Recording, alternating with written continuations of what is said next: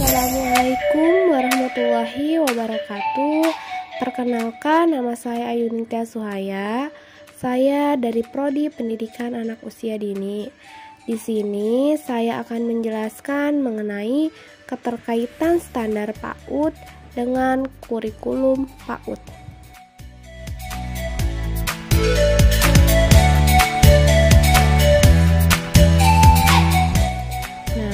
Standar PAUD itu menurut Kamus Besar Bahasa Indonesia, pengertian standar adalah ukuran tertentu yang dijadikan sebagai patokan.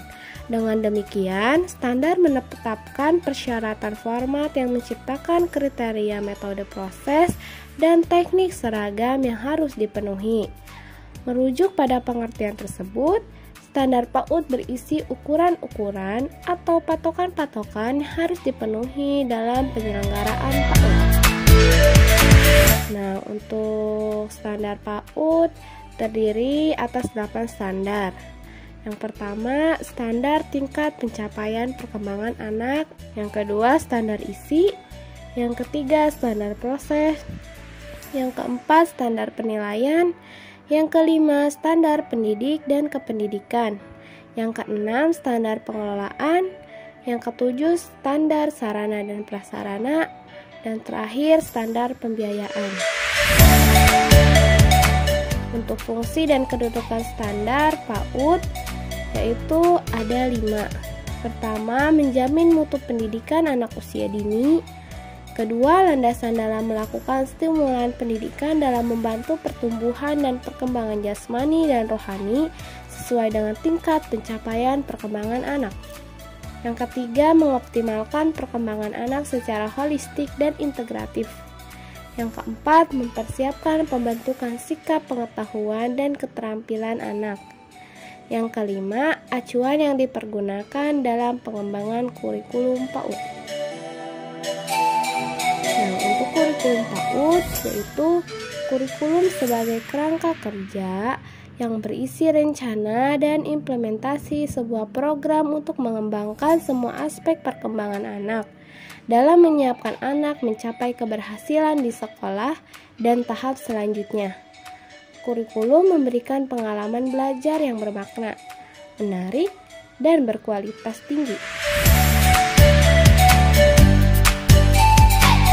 Kurikulum merupakan perencanaan kegiatan pembelajaran pada pendidikan formal. Nah, di dalam kurikulum yaitu ada 4 aspek. Yang pertama, aspek tujuan atau objektif. Yang kedua, standar isi atau konten. Yang ketiga, standar proses atau activity. Yang keempat yaitu standar penilaian atau evaluation.